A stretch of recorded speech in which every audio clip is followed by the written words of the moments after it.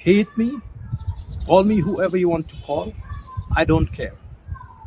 As long as I follow God's principle and doctrines when it comes to protecting the rights of my people, defending my land, which is a God given right, preserving our culture, the love for fellow human beings. I know I have been wrongly portrayed and misrepresented by those who are against this belief and principle, who are too afraid to see that this ideology will one day become an ideological power.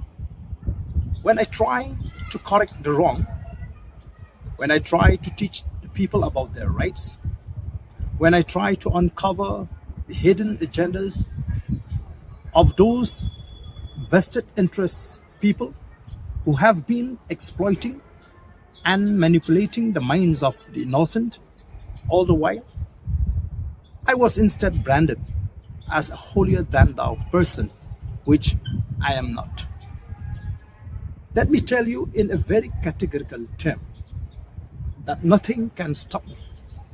All these allegations, insinuations will not be able to reduce the fire within me to fight for the cause of my people and my state. As citizens, we need to be enlightened that this is not the first time in the history of mankind where there are people or groups of people who distort facts, manufacture false narrative to mislead the people in order to protect their interest.